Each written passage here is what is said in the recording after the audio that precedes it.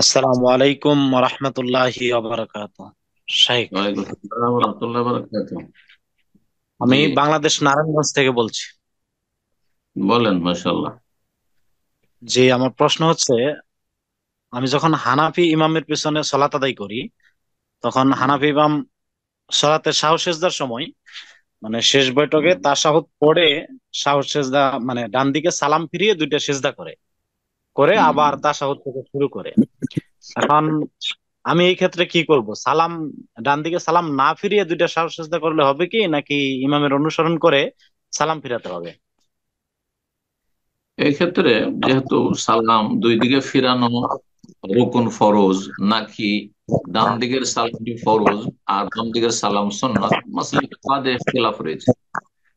মাসলাটি ফিকহি মাসলা, কোন আকীদার মাসলা নয়। যার ফলে ডান দিকে, যেহেতু হানাফি মাযহাবে সালাম ডান দিকে ফিরলে হয়ে গেল, হ্যাঁ, বরং তাদের কাছে সালাম ফিরাও তাদের রুকন ফরজ নয়। ইচ্ছাকৃত সালাত পরিপন্থী কাজ করে খরুজ বেসুনাহি, তাদের ফিকার কেতাব কদরি হেদায়েতে রয়েছে, ইচ্ছা করে যদি বেরিয়ে যায় নামাজ থেকে তাহলে হয়ে গেল।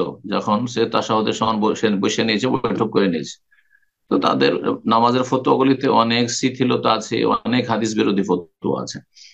তো যাই হোক, সংক্ষেপে বলি, এইরকম ক্ষেত্রে ওলামারা বলেছেন যে, যেহেতু আহলে সুন্নাত ওয়াল জামাতের এই বিশ্বাস যে হানাফি, শাফি, মালিকি, হাম্বলি, আহলে হাদিস একে অপরের পিছনে সালাত হবে, যদি বড় শিরকারী না হয়, বড় শিরকারী না হয়। শুধু হানাফি, শুধু শাফি, শুধু মালিকি, শুধু হাম্বলি, আবার শাফির নামে আবার মাজার পূজারি বেরেলবি রয়েছে কেরালায়, শ্রীলঙ্কায়, না। হানাফির নামে ভারত বাংলাদেশ অধিকাংশ বেরেলবি মাজার পূজারি রয়েছে, এরা নয়। কিন্তু হানাফি, শাফি, মালিকি, হাম্বলি, আহলে হাদিস একে অপরের পিছনে ফিকহি মাসাইলের ইখতিলাফ থাকা সত্ত্বেও, ভিন্নতা থাকা সত্ত্বেও সলাৎ শুদ্ধ। হানাফির শাফির পিছনে, শাফির হানাফির পিছনে, আহলে হাদিসের হানাফির পিছনে, আহলে হাদিসের পিছনে হানাফির। এটি হচ্ছে আহলে সুন্নাতের ইতিকাদ। এর পরিপন্থী কেউ যদি বিশ্বাস রাখে তাহলে তার মধ্যে চরমপন্থা রয়েছে, তার মধ্যে খাওয়ারিজদের লক্ষণ রয়েছে। বোঝা গেছে?